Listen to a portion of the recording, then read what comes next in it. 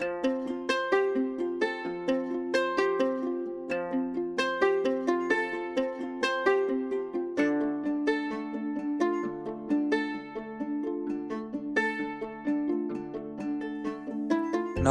के तीसरे दिन माँ चंद्रघंटा स्वरूप की पूजा होती है।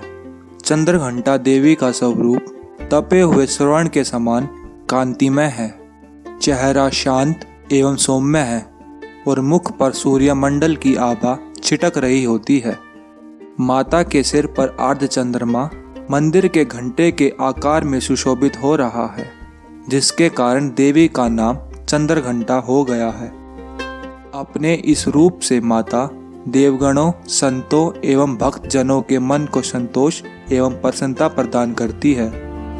माँ चंद्रघंटा अपने प्रिय वाहन सिंह पर आरूढ़ होकर अपने 10 हाथों में खड़ग, तलवार, ढाल, गदा, पाश, त्रिशूल, चक्र, धनुष भरे हुए तरकश लिए मंद मंद मुस्कुरा रही होती है।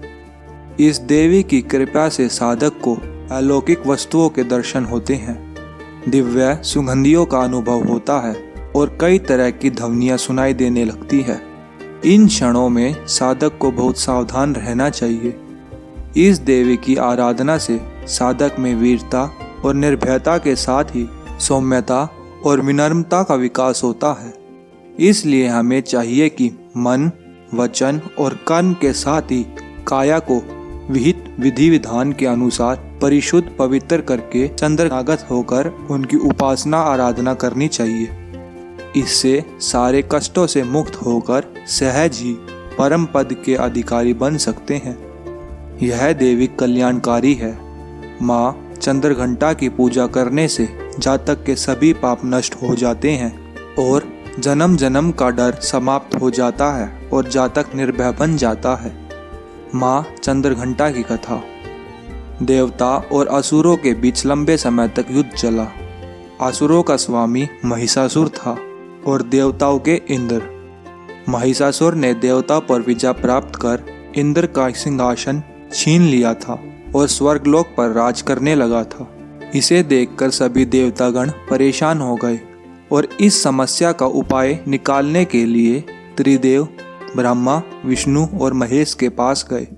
देवताओं ने बताया कि महिषासुर ने इंद्र, चंद्र, सूर्य, वायु और अन्य देवताओं के सभी अधिकार छीन लिए हैं और उन्हें बंधक बनाकर स्वयं स्वर्गलोक का राजा बन गया है।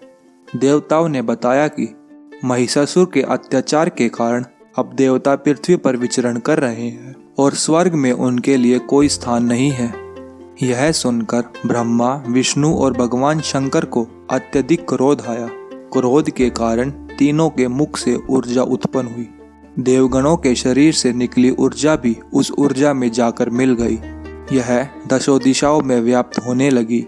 तभी वहां एक देवी का अवतरण हुआ। भगवान शंकर ने देवी को त्रिशूल और भगवान विष्णु ने चक्र प्रदान किया। इसी प्रकार अन्य देवी देवताओं ने भी माता के हाथ में अस्त्र शस्त्र सजा दिए। इंद्र ने भी अपना वज्र और ऐरावत हाथी से उतार कर एक घंटा दिया। सूर्य ने अपना तेज और तलवार दिया और सवारी के लिए शेर दिया। देवी अब महिषासुर से युद्ध के लिए पूरी तरह तैयार थी। उनका विशालकाय रूप देख महिषासुर यह समझ गया कि अब उसका काल आ गया है। महिषासुर ने अपनी सेना को देवी पर हमला करने को कहा।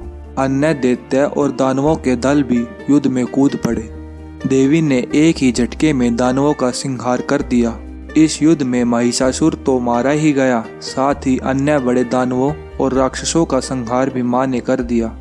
इस तरह माँ ने सभी देवताओं और असुरों को अभयदान दिलाया। नवरात्रि के तीसरे दिन माँ चंद्रघंटा की पूजा की जाती है।